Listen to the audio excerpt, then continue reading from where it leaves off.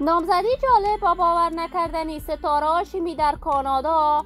از سعادت و بخیلی مهراج وفا با ستاره هاشمی. ستاره هاشمی کیست و با کی نامزد شده است؟ افشای حقایق و رازهای جالب زندگی مهراج وفا در ایران و آهنگ دوگانه مهراج وفا با سیتا قاسمی. من در این ویدیو پیرامون حقایق همین ماجرا خواهم پرداخت، پس در ادامه با کانال دنیا اینفو باشید.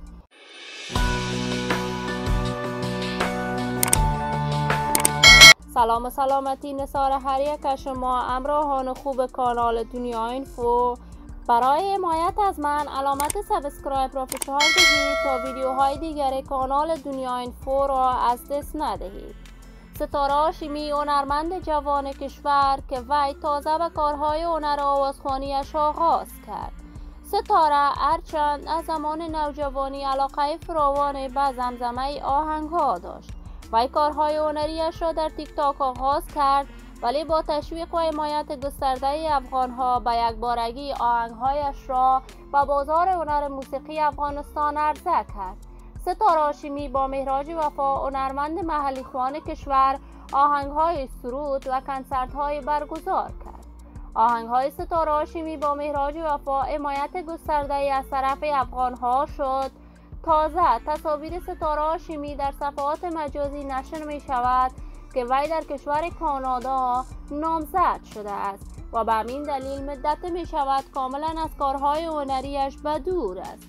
این همه در حالی است که شایعات در صفحات مجازی نشر شد که ستاره هاشمی با مهراج وفا نامزد است، اما کاملا این شایعات دروغ بوده است. مهراج وفا ازدواج کرده است و در ایران است. وی زندگی خوش و آرامی دارد و همیشه به خاطر کارهای هنریش سفرهای مختلف با ازبکستان و تاجیکستان دارد.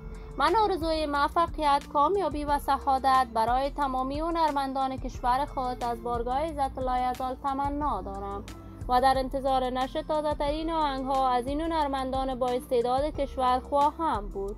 دوستان و عزیزان نهایت ارجمند کانال دنیا اینفو، شما هم نظریات نیکتان را در بخش کامنت با من شریک بسازید.